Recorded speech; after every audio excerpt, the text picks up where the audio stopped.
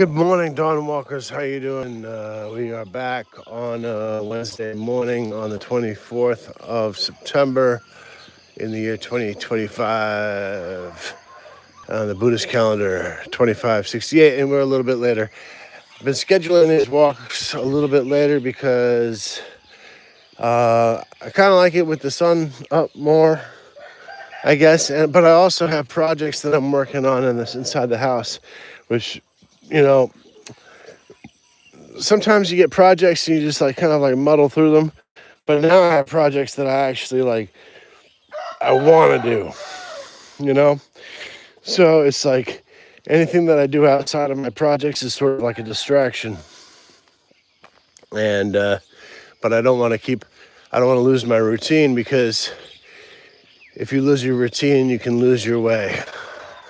And routines are the cornerstone of the human thought process, which is a very important thing to understand, especially if you want to think about things in the broader context of the world, like routine in religion, routine in work, and routine in interpersonal relationships. They're all routines, and they all have their significances. Anyway, I used to be like want to be a person who was like totally free soul and like live my life with completely, absolutely no routine. I didn't want to have a routine. I don't want anybody to tell me what to do. I just, whenever I did anything, I just did it because I felt like it. And when you're 14, 15 years old, that kind of works for a little while, and certainly other 14, 15-year-old people who are sort of along the same path in life in a way definitely look up to it, and those who aren't on that path, they do respect it too, because there is a certain percentage of their psyche that wishes that they could be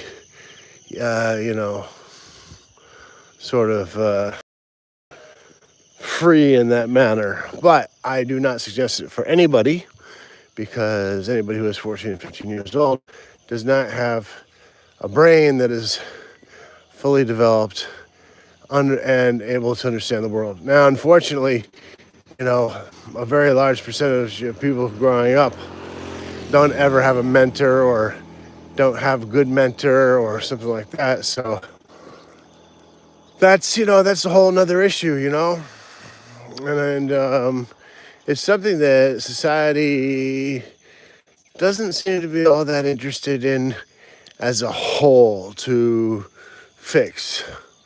And there are reasons for that, which I'm not even going to go into this morning because we've talked about this at length on other outcast mornings. If you look inside of here, this is sort of like it's like what is that? That's a factory type thing. Like they do like gravel mining and stuff like that. But at the same time, while they do gravel mining, I think they have buses that drop off tourists to stay overnight on a long travel. So I don't know. It's kind of interesting. But not that interesting, my friends. You know what is interesting? I'll tell you what is interesting. Take a look at that beautiful blue sky right up ahead. And tell me if you know anybody on the planet who could recreate such beauty. And that's an answer I already know the answer to, so I hope you appreciate it, because it is absolutely something that we must have. Sniper Chris, aka Verada Beats, said, hello, what's up, Sniper? How you doing? I hope you're doing well wherever you are on this planet. We are here on a Wednesday morning on the 24th at 6:06 a.m. and I hope wherever you are enjoying good health and a decent amount of happiness. Not too much happiness, because too much happiness is not too good. It's too much, but like good health is something that has less of a cap on it. Happiness, and contentedness and these types of things are definitely qualities which we must recognize and strive for. So, Cameron Card King says hello. Hello, Cameron Card King. I hope you're doing well. Keep going, man. I keep going. Hey, look, we're going to keep going until our last breath on this planet, okay? So whenever that time comes, wherever it is, however it happens, we'll still be breathing and we'll still be grateful. Even in our last breath, we will be grateful for the life that we live. And that is something that you can never let anybody take away from you. Because if you let that be taken away from you, then you have not been true to yourself. So, that being said, I kind of have to tie my shoelace, but let me get up to what this is. Verada Beats says, yes, hello, how are you? I appreciate you, brother. I'm doing very well. Cameron, a.k.a. Card King, stay happy. That's right. When you're in a tough situation in your work or something like that, and you just have somebody who's miserable, and all they want to do is make you miserable too. But if you let them make you miserable, right? Hold on a second. I'm tying my shoelace here. If you let them make you miserable, hold on a second. Then you're just giving them exactly what they want, And the fact of the matter is that it's not just to deny them to be miserable along with them is not really the objective. The objective is just to be happy and realize that you're on another level. Your happiness is on another level, because let me tell you something, I worked in labor for 40 years. 40 years I did labor, and I worked with all sorts of people. And, most of the people are salt of the earth, good people and stuff like that. But every now and then you get some guy or a woman comes around and they're miserable for whatever reason they're miserable for. And their objective is to make everybody miserable around them. I don't understand how that mentality works, but after a certain point, if you just think about it, you just all you can do is kind of like either shrug, walk away, or just sort of give yourself a little bit of a chuckle. And it's, wow, man, that's a place in a headspace I don't want to be, because if you allow that, now you've let the demon into your brain, and you are no longer in control of your emotions and the way you're thinking, or you're in league with the devil. Cameron says, Cameron Clark is just take your time by tying your shoe. Thank you, brother. I did tie my shoe. My shoe is tied. Nathan Lemons, what's up, brother? How you doing? It's because they are very unhappy. Yes, just walk. That's right. That's all you can do is just walk away. Listen, cut your losses. Listen, it's like you could break it down into like this, like if there were like just three of you walking road, you don't know how long that road is. It could be 1,000 miles, 100 miles, or something like that. And you got that person next to you who's so miserable, complaining and stuff like that. I guarantee you by the end of that 100-mile journey or 1,000-mile journey, there's only going to be two of you walking, and it's not going to be that miserable person going to be walking with you. Yeah, we left him, back there about 500 miles behind. I'm sure he'll be just fine, or she'll be just fine, or whatever. You know what I mean? You're doing hunky-dory. Well, thank goodness for that. Hunky-dory, honey-dory. Oh, you're doing honey-dory. I hope honey is all dory with that. Anyway, dog taking a dump in the morning. That's nice. Everybody's got to do their pump and dump and get ready for the brand new day. And we had rain all day yesterday. It looks to me, if you look at the sky, and this is looking dead east right now, I don't see the sun burning it off, but I am very certain the sun will be making an appearance at some point today, and I don't think there's going to be too much rain in our near future. So, for today, that is.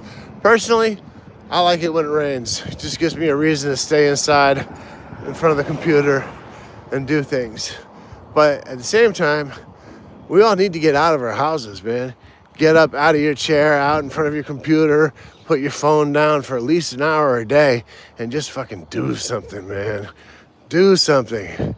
And, you know, this might sound crazy to you, to people who are listening. Yeah, play with your cat, you know, play with something. But, I mean, I don't want to sound controversial or anything like that, but like, okay, so here's the thing. I'm gonna tell you what happened to me about 2 weeks ago. Maybe it was about two or 3 weeks ago. Right? I'm 55 years old, and like, you know, my health is important to me and stuff like that, right? And so like, I was noticing recently I had to like, you know, kind of like get up in the middle of the night and go take a leak and stuff like that. And I was like, you know, of course I've heard about that all my life, right? And I was like, all right, well, let me take a little bit of a look into this, right? Fresh air, right? Exactly, because we all need the fresh air. Going to the D-backs Dodger game tonight. Oh, hold on a second. I have a bet on that game, my man. And I think I bet on the Dodgers. I bet the Dodgers. Nate, who'd you bet on? Or who would you, if you did bet, or if you would bet, who would you bet? The D-backs or the Dodgers?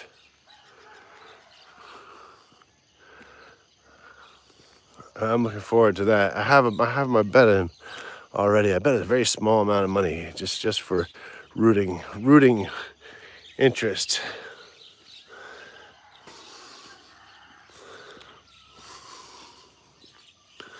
And that game starts pretty soon, no? By the time I get finished with this walk, I'll probably be able to hit it up on SofaScore or something like that. Things. I live in Thailand, so I would have to subscribe to like major, you know, MLB channel and stuff like that.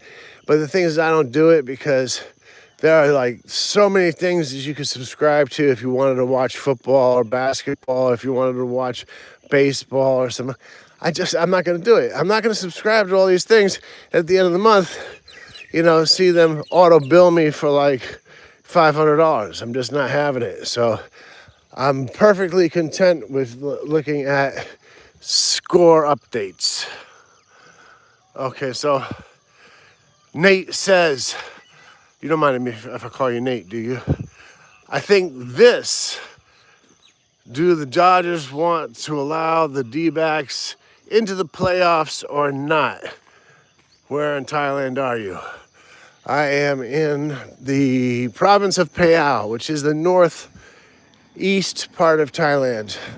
It is above Cambodia, and so like if I kept walking east from here, I would end up walking into the Lao mountain range, and then I'd go over those mountains. If I kept going over those mountains, because it's not very wide, but if I kept going, I would end up in Vietnam, and then if I kept going down through Vietnam, I would end up in the Pacific Ocean. And then if I jumped in the Pacific Ocean and decided to swim, I could probably swim to Hawaii. Well, I mean, I'm not going to swim to Hawaii, but if I could swim to Hawaii, if I kept swimming east and I wasn't eaten by a shark, I might end up in Hawaii.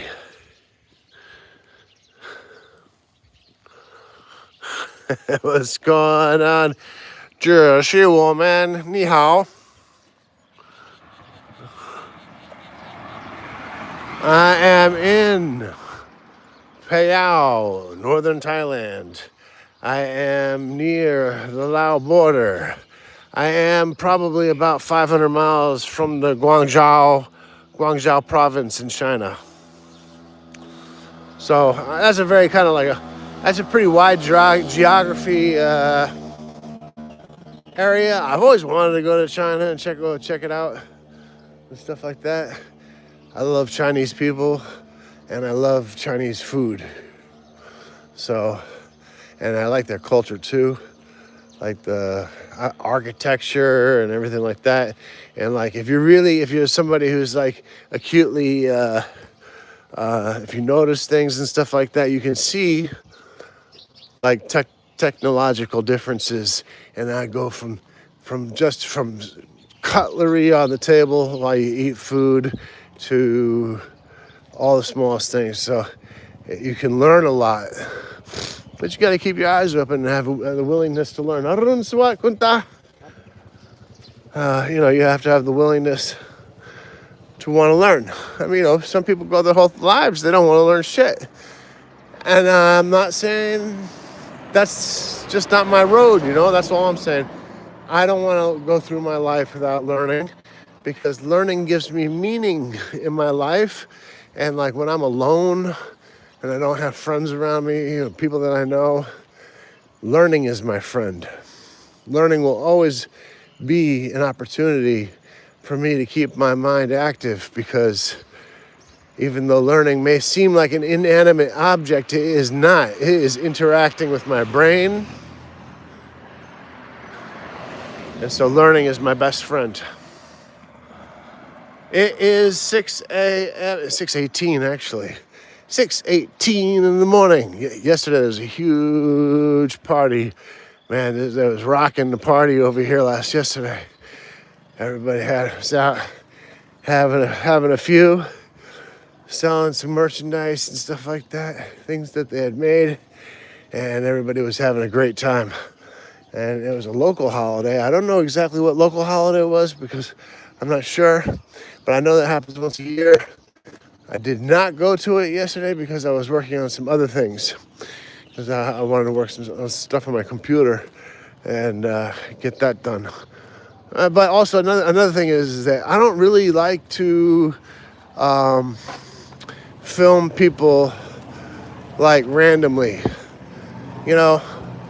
I just try to keep my respect level up. Here's the why. Actually, we can actually take a look into it, because it's really a beautiful thing. It took a lot of effort by monks and stuff like that.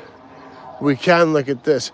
But it's not. I'm not putting my camera in people's faces and stuff like that. Making people feel uncomfortable and stuff like that. I don't like to do that. How far are you from Khon Kaen? Khon Kaen is south of here, and Khon Kaen is in Isan, and it's a much drier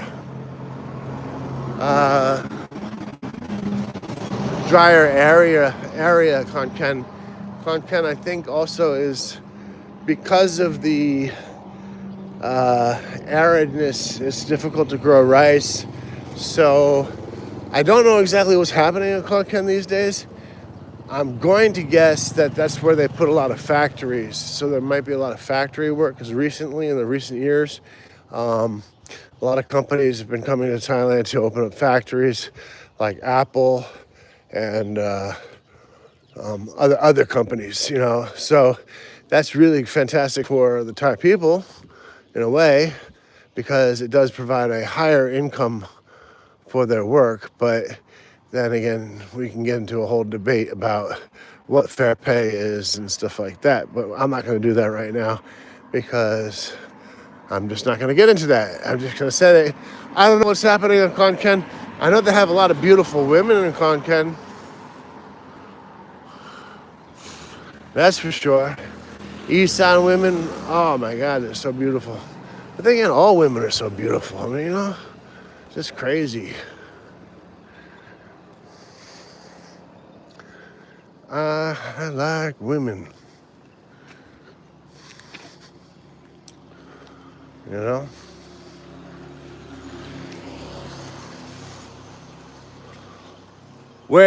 So Nate, where are you from, if you don't mind me asking? And I'm sorry, I cannot read Chinese, but where are you from? What part of China are you shouting out from?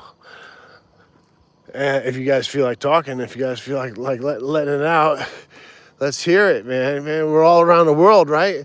That's the amazing thing. You think about this.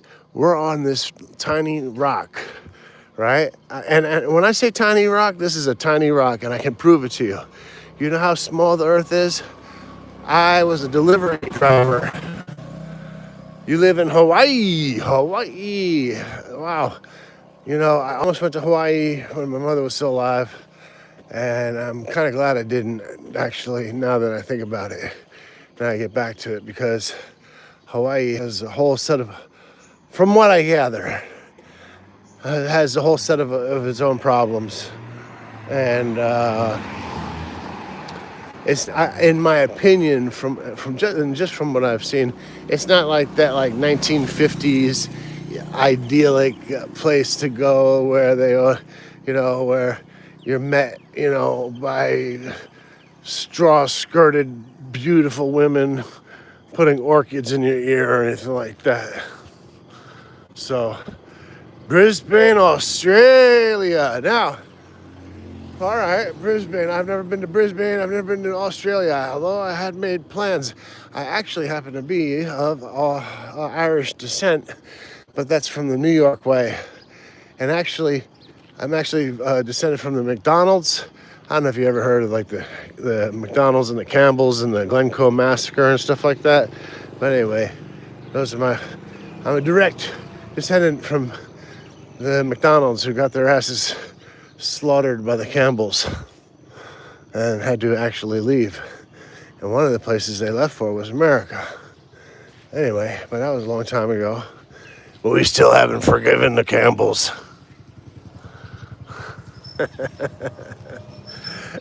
So, Nate says, I believe Konkan is in the Maha Sarakam province. I'd like to move there. Very expensive to do so. Konkan, I've never heard of the Maha Sarakam province. I've heard of Konkan. Konkan. I'm pretty sure it's in Isan. And I'm pretty sure, well, when I first moved here 25 years ago, or more than 25 years ago, Konkan was like a cheap place to live. And they had like a large expat community that lived there with their wives. So a lot of Western men would marry women from Konkan. But there was nothing there. There was like no great rice fields, no great industry or anything like that. And so I went out on a limb to say, I think, but I have no reason to back my statement up, is that I think that Konkan may have a lot of factory work going on in it now.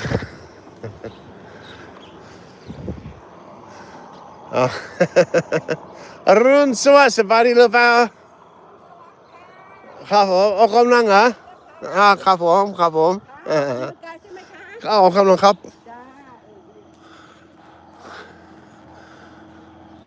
Or maybe, so you know a bit about Konkan, quite a bit about Konkan.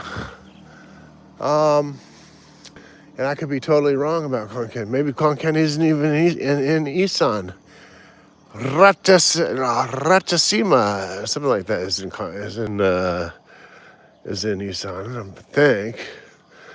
I don't know. It's just an area I have never been to. And I probably never will be to. Unless I somehow am brought there by somebody who wants to go there, i.e. family member or whatever. I just don't,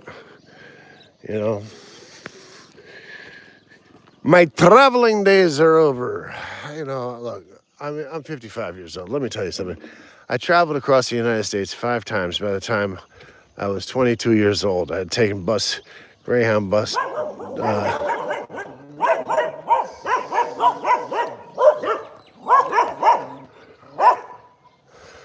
I had taken the Greyhound bus back and forth across the United States 5 times for different reasons.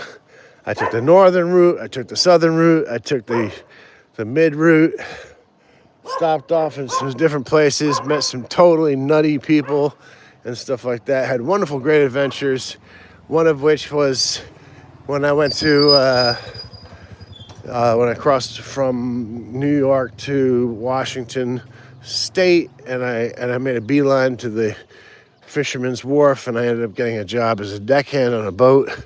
And that was like probably one of the most wonderful experiences of my life. Interesting, that I should say, and beautiful, but also at the same time awakened my mind to different things. So that was the whole point of like adventure, is to like, open up your mind, right? Oh, Nathan, you're 61. Oh, okay. So you better get your traveling shoes on quick, my friend, because time goes faster than you can bat an eye, and you know that better than I do because you're 6 years older than I am, and time waits for no man. So keep yourself as best health you can, and get on with it, right? Stay, keep your head on your shoulders. Yeah, there's an old saying: you keep one hand. What was it? One hand on your wallet and the other hand on your ass, or no, or one hand on your crotch and the other on your ass. I don't know. Whatever it is, you'll figure it out. What is the monk situation in Thailand? Well, the monk situation is pretty much the same as it's always been, as far as I know. Are you looking to become a monk, or you want? So what do you have? Somebody lupa.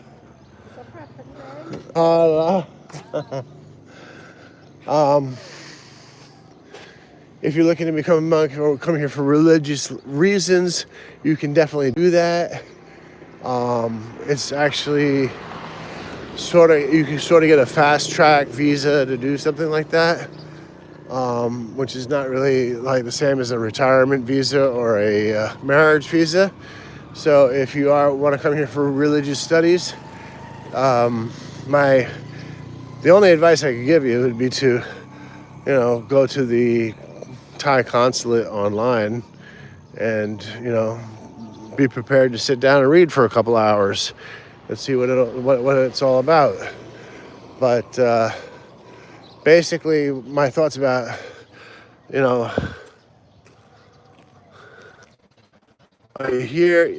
hear different things. Well, I don't know what you're hearing, so I can't reflect on something that you're hearing that I haven't heard. So, So basically, if you want my general opinion is, I think, young men go into sort of like Jews or other religions at a young age. They go through a series of education. And in my opinion, I think the Buddhist education system, as far as teaching the Eightfold Noble Path or the 38 Auspices of Life, or basically what are the keys to happiness, or the acceptance of suffering in life, and and these kinds of things, I don't think anybody does better than Buddhists. But then that's just my personal opinion. Buddhists believe that Jesus Christ and I think even Muhammad were Buddhas, because the definition of a Buddha is somebody who is enlightened. So there's millions of Buddhas, like Gautama Buddha was a Buddha, but there's millions of them. Bob Marley is a Buddha. So if you have a more specific question, I'll try to answer that. But Nate, you did say above that, you said, no, 32 years in the Navy, I have had more than enough traveling, and it's getting very expensive to travel. Well, let me tell you something. I was in the Navy also. I went to Great Lakes. I don't know where you went to boot camp, but I went to boot camp at Great Lakes in 1994. Very cold. But in my experience coming to Thailand, when I first got here, I was very fortunate in a way, because the place that I was renting an apartment, and this was totally by accident, was rented by Vietnam VFWs. There was like a VFW nearby, right? So I had the fortunate, I was very fortunate to make friends with, rest in peace, Chuck Andre and a couple other guys who have since passed on, because the numbers get fewer and fewer every year, obviously, because nobody lives forever. And I was very fortunate to have being a veteran myself, and also being able to ask questions for people who from older generations who knew more than me and would give me honest answers, or at least give me answers that they perceived as honest, if you know what I'm saying. I don't know if that makes sense to you. But 32 years, man, you're a lifer, you know? You're definitely a lifer. So you definitely have all your I's dotted and your T's crossed and everything like that. And I don't think you should really be worrying too much about how expensive it is to travel. If you've spent 32 years in service, your check is more than enough to cover any cost of living in Thailand, and you can live extremely, extremely well. I did not do more than 4 years in the Navy, and I do not have a large check, and I don't have any extraordinary benefits other than a few folded flags for my family members who gave their lives fighting for the United States in World War II and the Vietnam War. So, that being said, I'm glad that my flag isn't folded just yet.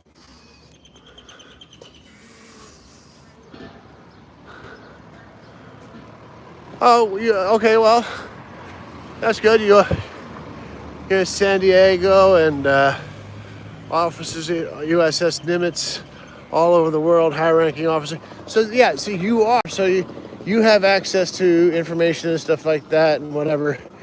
I mean, certainly you're not somebody who is uneducated, ignorant, or cannon fodder, so to speak.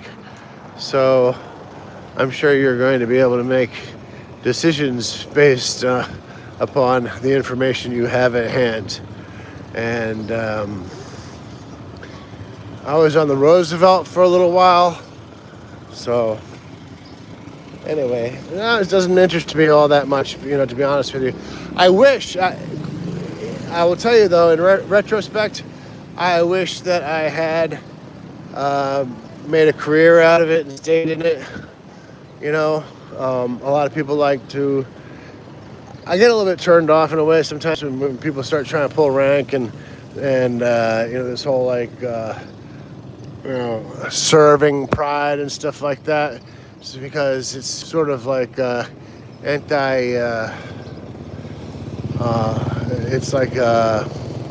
it's not logical. If you're here to serve, that means you're not here to talk about and ask for gratification from other people for your service. Like, for example, both my grandfathers died in World War II.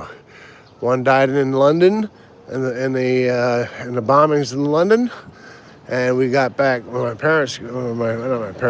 grandmother at the time got back a smashed little ring, a uniform, and some IDs and a folded flag and a couple of medals, And she never talked about it to me or anybody else that I knew of in the family. And my other grandmother, her husband, was a West Point graduate, and he knew MacArthur. And when MacArthur decided to pull out of the Philippines, his whole statement was, "Oh, I'll be back." Well, and he didn't come back, and he left 22,000 soldiers, American soldiers, on the island of the Philippines as the Japanese invaded, and they were put on the Bataan Death March, of which horrendous things happened to those people, including my grandfather. We're talking about beheadings and being burned alive and all sorts of terrible things, cannibalism, being forced to eat each other and whatever. So terrible, terrible, terrible thing that happened. Now, I don't hate Japanese people. I don't hate Germans. I don't hate anybody. I love people. But I don't go through my life saying, you know, this is what happens. Or Chris Peltier, my uncle, who was, you know, killed in the Vietnam War. You know, I don't go through my life saying those things because we don't talk about those things. Those things aren't to be talked about necessarily. And if some asshole wants to go around pulling some sort of a stolen valor bullshit or whatever, I couldn't care fucking less, because what they're doing is so meaningless. It doesn't matter, because if you sign up to serve, you know that you signed up to serve. And you know, you don't have to prove it over and over again like you expect something from people. When you serve, you expect nothing. What you hope for is that when you're in war, that you don't fucking die. So that is my opinion, and nobody's gonna pull rank on me ever, anywhere on this fucking planet. So that being said, take your nice pension. Nate, I do respect your service, and I definitely respect your service, and I hope that you do well. But you know, I'm a civilian, and I don't mean it in a bad way. I'm just trying to, you know, let you know my position, to be very clear. You know. All right, brother. Appreciate you, 100%.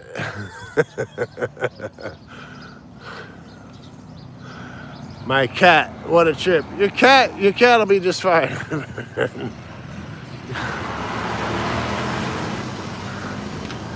You know. So anyway, but the thing is about the Navy thing is, I wish I had done it. I wish I had put you know, signed 20, 25 years or something like that. I really do. The reason why is, I say I wish I had done that is, number one, I would have gotten a nicer pension. Number two, my DD 214 would have been, you know, carried a little more weight when at the VA, or if I went to the VFW. I did not serve in active combat, thank goodness. You know, but that being said, like, you know, my family members had already done it, and and personally, if you asked me at the time, I would have said, "Fuck this shit." Both my grandfathers were killed in horrible ways. My uncle was killed in a horrible way. I have other family members who fought other wars, Korean War, Civil War, Revolutionary War, and stuff like that. And I'm not bringing it up, except for right now, you know. But if you ask me, I'm not looking to serve in active duty. I have no desire to kill anybody. I have no desire to prove my point. And that being said, I would say one of the greatest quotes that we know of, or we actually have on videotape, is when Muhammad Ali refused the draft. And to me, that speaks volumes, and I totally respect that. And at that time, that is what made Muhammad Ali great, or one of the things that made Muhammad Ali great, because he was a free thinker. Even though he did join the, you know, Elijah Muhammad and stuff like that, there was a lot of basis for him to do that, you know. But, you know, there's a lot of things going on at that time that, you know, I don't think either you or me were alive to live through, but it's something that they had to go through. And, you know, hopefully come out the other side, everybody's doing better. And Nick says, as I am now too, was in last year of draft, grew up very poor, and was it was an out, exactly. Lost a wife to cancer, so continued on. I was on deck the day SEAL Team 6 brought aboard bin Laden's body. Well, did you see the body? That'll help clarify some conspiracies. Did you actually see the body? Because nobody, probably like 99, it might be as high as 99. At least 95% of the people on the planet don't even believe that bin Laden was on that deck. But I believe he was on that deck, because If he wasn't on that deck, we would have heard from him since then. There's just no way. There's no way that the guy who's that deeply involved, you wouldn't have heard of him or his people or anything like that. But we'll see. Hello. So that being said, I believe that Bin Laden was on that deck. Yes and no. I was very close. Well, they're wrong. He was definitely on that deck and sent out to sea, which was actually supposedly a very respectful burial, wasn't it? Wasn't it done out of respect, in a way, as far as I recall, and I'm not a specialist, but I thought the fact that they buried him so quickly at sea was what they were trying to adhere to, the Muslim belief system. I don't know. Maybe I'm wrong. Maybe that's just sort of something that I remember that may or may not be true. I don't know. But I will tell you, I could tell you, yes, sir. Osama done very, very respectful. Obama insisted upon that. Yeah. Well, I think, I believe in it too. I didn't rejoice when Obama was killed or anything like that. And certainly, you have a very recent example of people who seem to be lost in their moral compass, celebrating the assassination of Charlie Kirk, which is a horrific act. Now, I'm not going to say that I was a Charlie Kirk fan or anything like that. I really didn't even listen to anything much to what he said. I've heard a few sound bites. I've heard other sound bites from all different sides and stuff like that. But that to me, that's all just sound bites and stuff like that. But these people who go out there and celebrate somebody's death, this speaks very clearly to me that they don't understand what death is. Hey man, I always thought President Obama was fantastic. I mean, I wish I was in the United States when he was president. I was not in the United States for a single day that he was president, unfortunately. But I don't know. He's a great speaker. I know people who knew him, who went to Columbia. Very close people who knew him on a personal level. But other than that, I did not know him myself. And I think that he was probably the greatest speaker that, whether or not you agree with his policies or lack of policies, lack of inaction or his actions, you have to, I don't know, you don't have to do anything, but for me, he's just probably the greatest orator, the greatest speaker that as a president that I've ever heard. Guys just had a mastery of the English language. It seems to be on another level.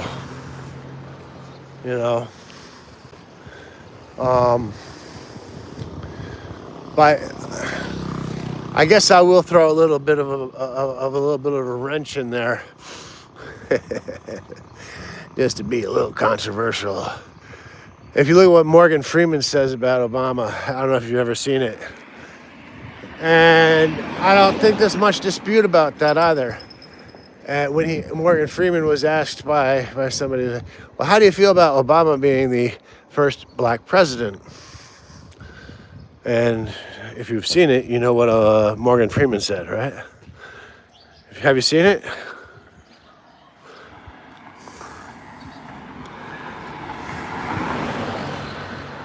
I'll give you a second to catch up, or not, just see your answer, or I'll just answer it myself.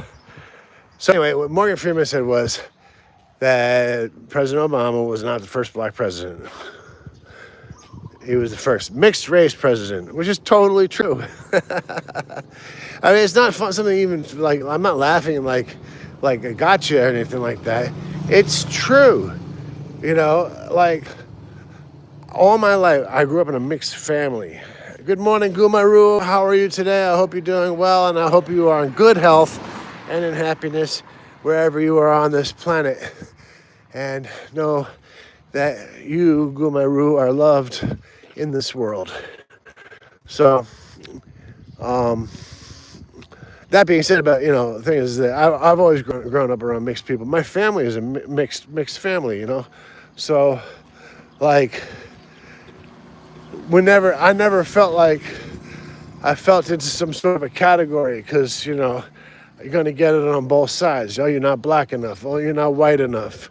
But I always felt like it was like good to have that perspective from both sides, because like you can't, like sometimes, you can kind of like, operate a little bit like a CIA agent where you infiltrate like the black crowd or you infiltrate the white crowd. You hear what they have to say because they might not know what your background is.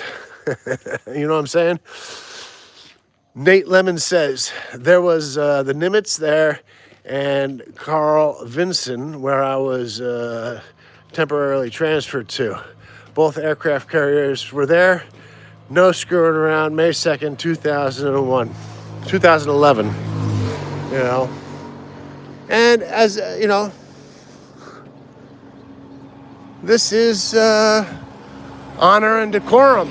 I mean, I'm sure there's a term that I don't know that you probably know, but I just call this honor and decorum. You don't rejoice in your enemy's death, because if you rejoice in your enemy's death, that makes you an animal and without a moral compass yourself.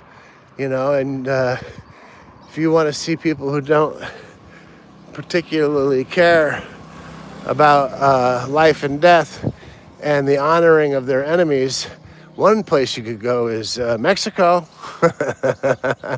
They don't really particularly honor their opponents very well, by decapitating them and sticking their heads on pikes and limb separation and all that stuff. So Nate says, Bin Laden's body off the port side, so both aircraft carriers, right? Because you got to sail port to port. That means for anybody who doesn't know what that means, port is the left-hand side, and all ships are supposed to travel port to port, left to left. That means these boats were facing each other. So the stern of each of these ships were facing each other. And that's what made it port to port. Right? The right-hand side is the starboard, and the back of the boat is called the aft, A-F-T, and that means after. And if you keep going aft, you'll end up off the boat. Every vet in America is pissed Trump renamed Department of Defense to the Department of War. Well, that makes sense because I don't know about every vet. I'm careful with blanket statements, but because I'm sure there are some vets out there who are like, yeah, man, fuck it, let's go. I want to kill some more or something like that. I've seen them. I've seen them like when, they like export, they go do mercenary work and stuff like that in Ukraine, Israel, and other places. It's like, bro, haven't you had enough killing? Whatever. But anyway, back to the point. You don't want to motivate the enemy either, right? Exactly. You don't want to give a motivation. Like if you desecrate somebody's body or anything like that, and you don't give them an honorable death, and you do not give and this is Under the Art of War, written by Sun Tzu. Arun Suwat Kunta sa bari lupa.วันนี้จะฝนตกไหมฝนจะตกวันนี้ไหมเนาะไม่ฝนไม่ตกพี่น้อยว่าอรุณสวัสดิ์สบายดีหรือเปล่าทำอะไรดีมาลองเล่า ไปตลาดนะกาดกาดโอเคโชคดีนะ Right, you don't want to motivate your enemies to be even more against you and stuff like that. Unfortunately, that's a very, obviously a very difficult a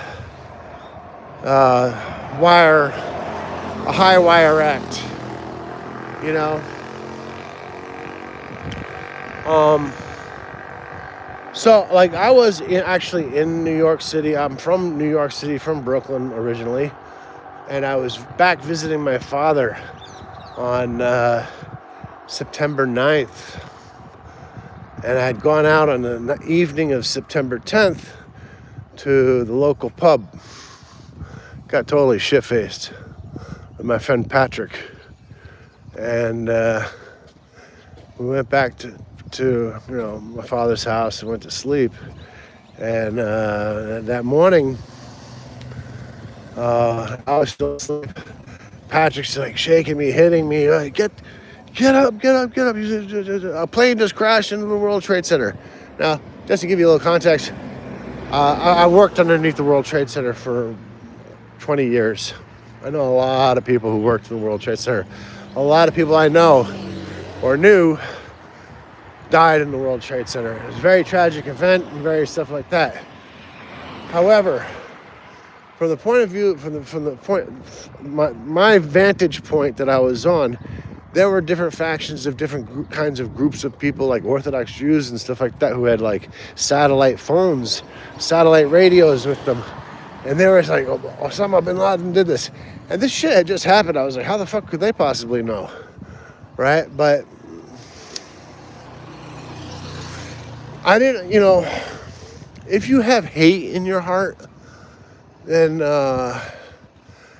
look, I felt hate at that time. When it happened, I had hate. I did have hate. I could have probably committed murderous acts if I had been given the opportunity. I could have. But I'm glad that I didn't. I'm glad that I was able to think about it and think of another way. Unfortunately, in these times that we are now, there is a very serious strategic problem, and that is the failure of the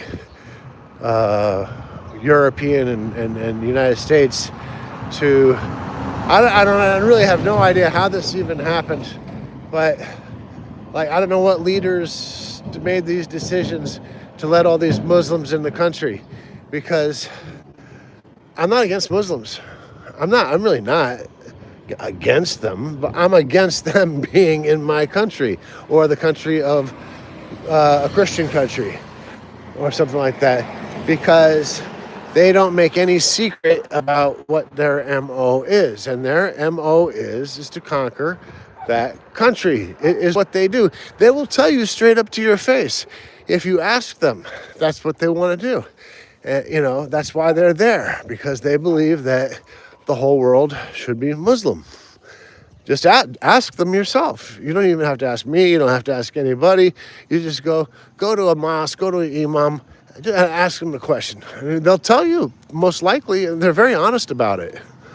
So that's not jiving with me when I see, like in Europe and in the United States, some of these Muslims who, under Muslim law, and much like if you did under Judaic law, if you have ever read the Talmud, crimes against people who are not in their religion, like robbery, rape, murder, it doesn't count. It's not a crime. It's not a sin in their religious doctrines. Okay, so I have a very strong feelings about that. Like if you want to go to Sweden or Ireland, especially Ireland, because I happen to be Irish descent, although I do come from a mixed family. If I found some Muslim from Pakistan or something like that raping a young lady, I'm just sorry. I'm not going to wait for the law to come or anything like that. I'm going to kill him, right there then on the spot. I will do it. I can't help myself. I just can't. I can't stand by. Let me see here. I'm sorry I wasn't reading. I went on a rant and I didn't stop reading what you guys were saying. So Nate says, is learning Thai language difficult? That I have a great answer for. Let me just read what else you say. And there was zero reason to do that. My opinion of Trump. God bless them. Like anything else, there's good and bad. Well, of course, there's good and bad. But if you have a program. Basically, it's like a computer program. The Bible's a computer program, right? It's written commands, right? And the Talmud or the Torah it's a program. It's just that, it's written in analog, which you incorporate into your brain, and your brain is a little bit more of a biological computer. And the same thing would go for the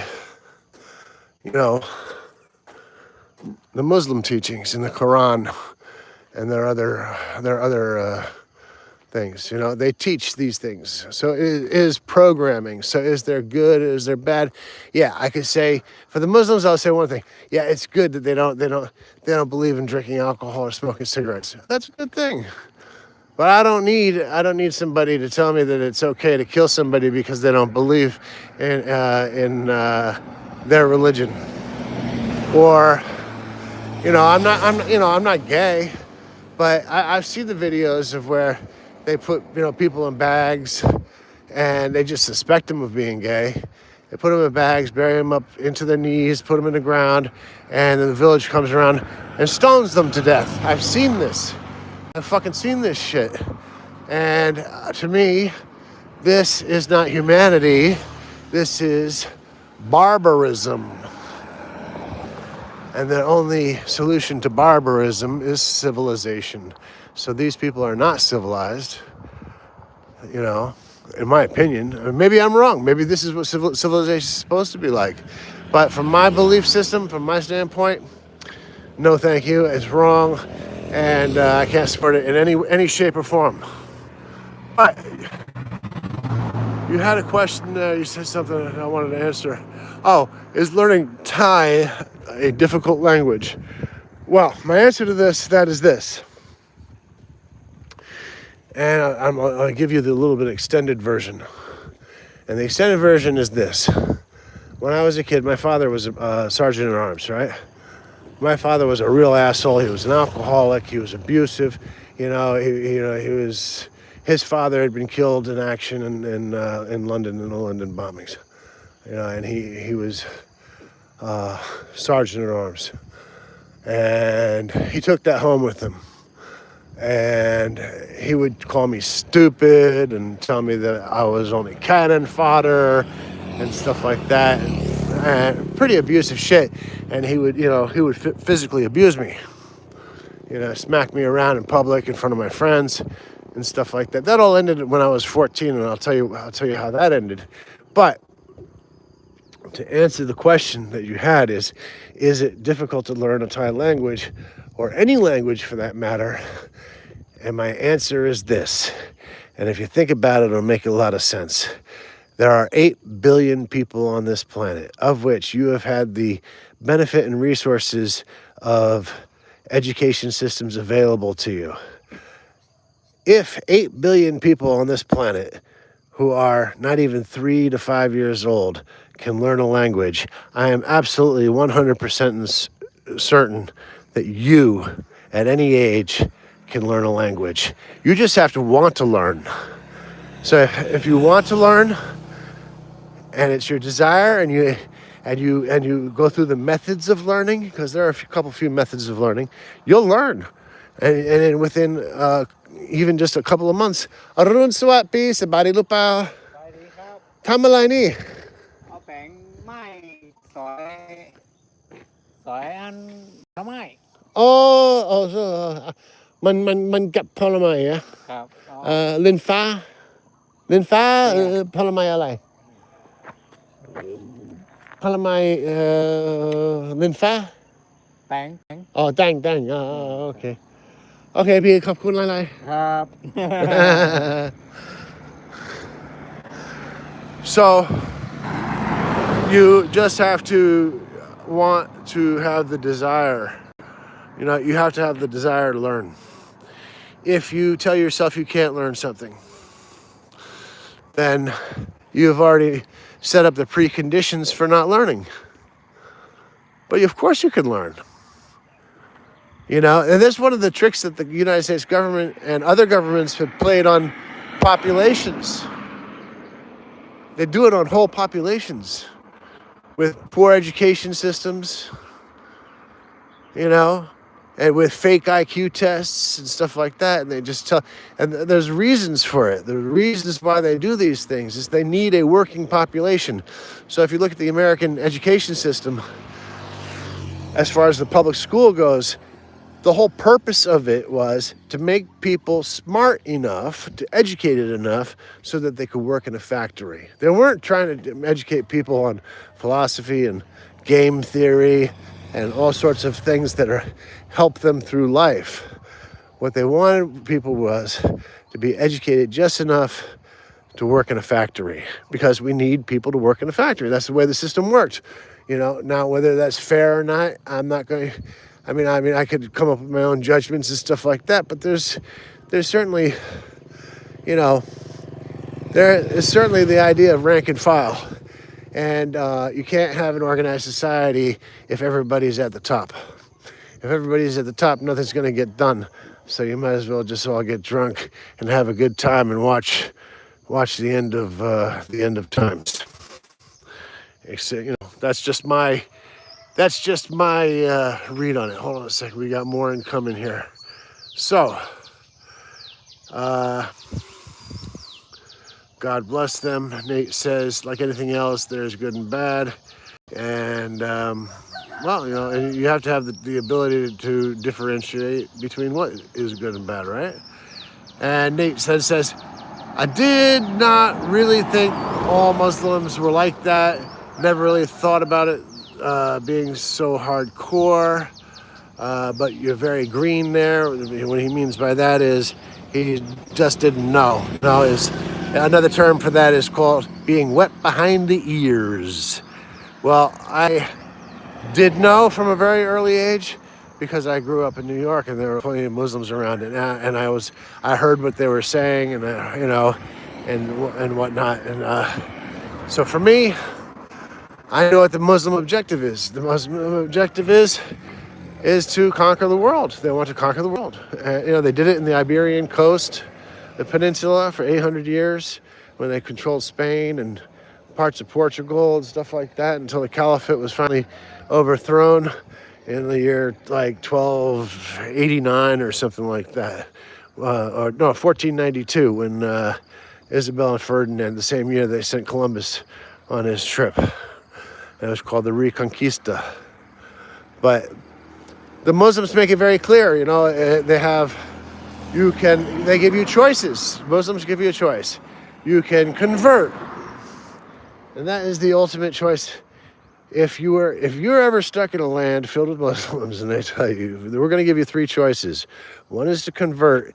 I don't need to hear what the other choices are, because I already know I'm going to pick convert. And I'm not going to convert because the other choices is to become a din, D-J-I-N-N, which is like a slave.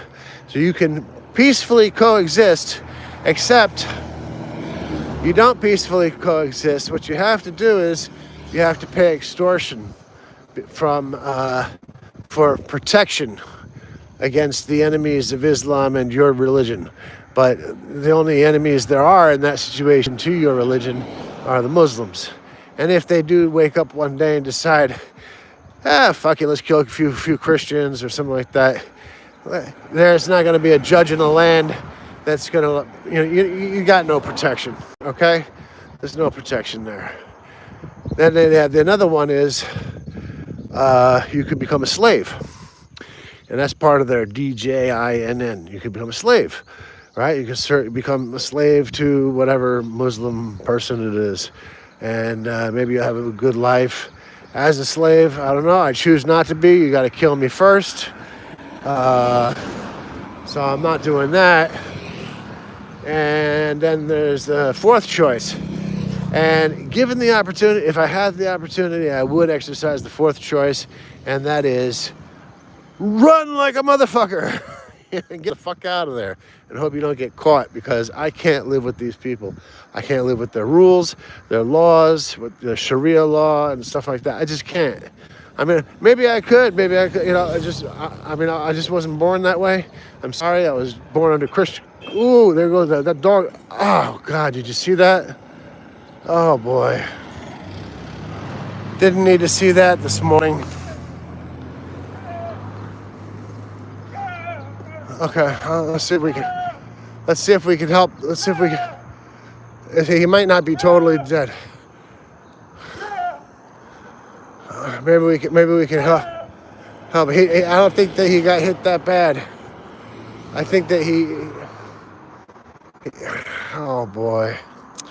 Really didn't want to see that this morning. Okay, old guy. Okay, I know you're all right. You're in pain. So,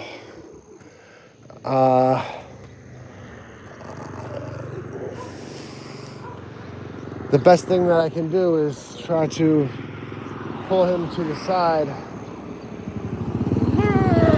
Hey, he's not dead. He's not dead. I don't know how badly hurt you are, my friend.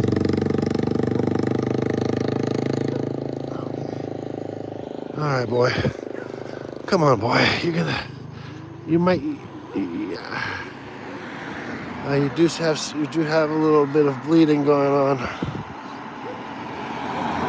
Your heart rate's okay. I can feel your heart rate. I can feel your heart rate. You're all right. Oh, okay. You're moving. Yeah, you got shocked, right? See, we don't want to leave you on the road because other people are just gonna run you over. All right. I know you're hurt. I know you're hurt. You're moving around though. That's a really good sign. That's a really good sign you can move that much. That means you're not completely broken. I think your right leg is broken. Your back right leg is broken. That's what I think. I'm gonna get you to the side best I can. It might be this man's dog, but I'll move you.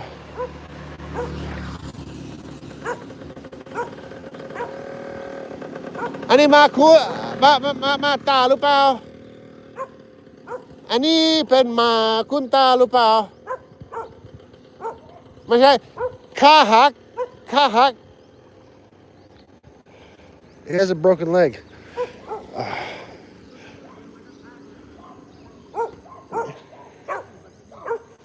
Yeah, ยังไม่ตาย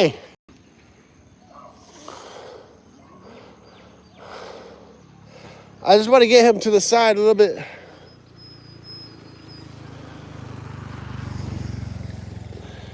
That was not a life-threatening. That's not a life-threatening injury. Come on, boy. Yeah, you're not hurt that bad. I know. I mean, you're hurt. I can see. But let's get you a little to the side. Can you walk? Because they would have run over him again. What happened is that little bit of liquid that came out was pee. So whoever hit him, that was pee. I think, to be honest with you, I'm going to tell you, I really think that he's going to be all right. If he was left on the road, he would have been smashed again. They would have just run over him again. You know, aside a little bit more. I'm not a vet, and I'm just doing the best that I can, guys. I'm so sorry. All right, get over there. Yeah, say, yeah. You rest it. You know, rest it off. Rest it off. Okay. And I think you're going to be all right. I really believe you're going to be all right. You might walk around with a limp for the rest of your life, but I believe that you're going to be okay. I think this dog's going to be all right. All right. Maybe my wife isn't too far away. I don't know if she's going to want to come over with the car and take it to the vet. But I think he's going to be all right. I think he has a broken leg. And that's not the end of the world for a street dog. A broken leg. So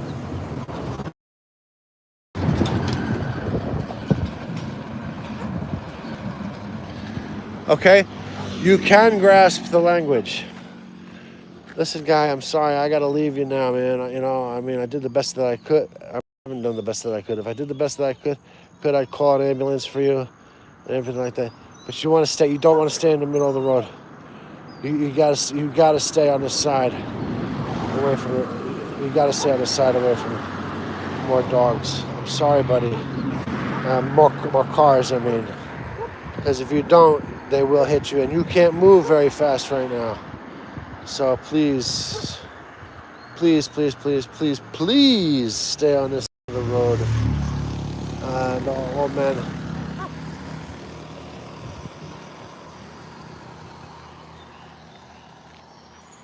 Ala lung.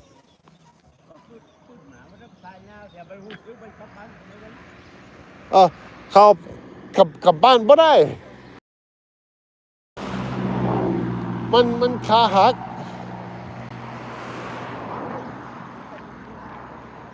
คุณตารู้จักบ้านมาที่ไหน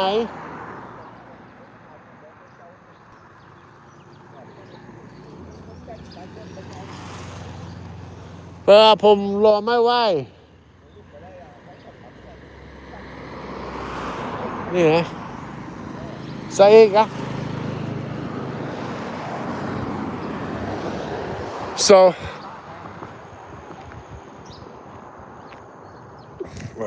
he says to put the dog more on the side of the road.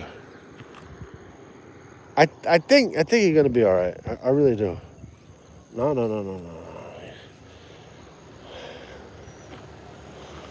That guy didn't have to hit that dog. Hit this. All right, there he goes.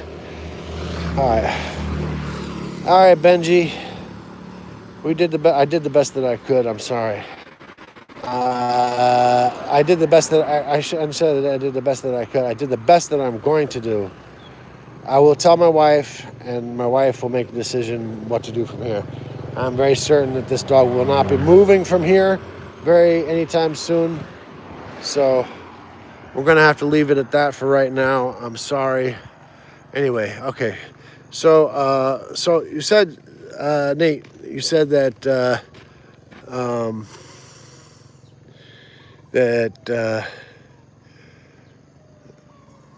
somebody will send you an email in Thai. I just seem to grasp the language. Well, you've already set a barrier up for yourself that you can't grasp the language, which is total bullshit. It's total bullshit. You have set up an imaginary barrier in your brain that says you can't grasp it. Of course you can grasp it. You think that, how many Thais are there? There's about 77 million Thais waking up every single day. Some of them are born retarded, right? And they can learn to speak the language. Some of them are born with no opportunity to have formal education, and they can learn Thai language. Ergo, I'm going to say with absolute 100% confidence, if you decided to make it your effort to learn how to speak Thai, I guarantee you will be able to speak Thai. Now, to what level, that's another story. But starting today, I will teach you one word in Thai, and then you just remember this. And this is hello, and it's goodbye. And you say sawadee cup or sawadee. Those are both goodbye and hello, or hello and goodbye. You can say sawadee cup, sawadee cup, sawadee cup. You try to say it, and you try to internalize it into your brain, and then all of a sudden it belongs to you. The word belongs to your brain, and you have now learned your first word of Thai, and it's in there forever, for the rest of your life. You're going to remember sawadee cup. And so do 77 or 78 million other people who live in this country are capable of learning the language. And I am 100% certain you, Mr. Nate Lemons, can learn to speak Thai proficiently. But you have to want to, and you have to tell yourself that you can do it. Don't tell yourself you can't do anything, because that is a trap. It's a mental trap. You know, did anybody ever tell you couldn't learn how to drive a car? You couldn't learn how to fly a plane? I mean, I flew a plane when I was 12 years old, and I didn't even know how to fly a plane. It was a glider, and I was in the glider with an old man next to me, And he says, well, if you push this lever, this happens. And if you push that lever, this happens. And, he probably had like the master controls on or something like that. I was like 10 or 12 years old or whatever. But I thought I was controlling the plane.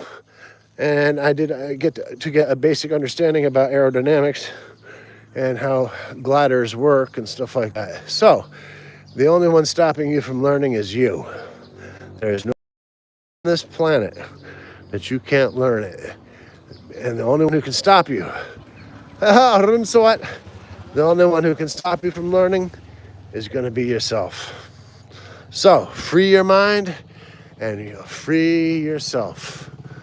And you'll find that you could probably learn some of the most amazing things. That's why I always think about like astrophysicists and doctors and stuff like that. They weren't born, like when they were born, they weren't given an IQ test, right? They were nurtured and put in that direction. But today, with the information available to you now, you could probably perform cataract surgery without ever being a doctor. I know that I could do it because I looked it up. I looked up cataract surgery, what it takes and how to do it and everything like that. And I know that I could, if I had to, perform cataract surgery. I'm not a doctor. I don't have any desire to perform cataract surgery. It's just that I had to debunk some bullshit that was being told to me by some guy with cataracts and getting the operation. But anyway, other than that, I would like to say thank you so much for joining me this morning, and for me to join you and everything like that. Thank you for your service, and I hope that your life is fulfilling, and you're happy, and you enjoy good health, money. I hope you have enough for room, shelter, and clothing, and anything more than that is a blessing. To be honest with you, to speak frankly, not to be honest with you, but to speak in a broad sense in the world is a frank statement, I believe, is because there are a lot of people who go to bed every day with no food, shelter, or clothing. So be thankful for the things we have. God bless. God bless you all. Thank you so much for listening to me and for chatting back so that I could actually learn something from you guys. And thank you very much. God bless. Have a wonderful day wherever you are on this planet, in this solar system. We are all citizens of the same planet, and let's all try to treat each other in a humane, nice way, and rid ourselves of hate. God bless you all. Love you all. Thank you so much. See you in the next time.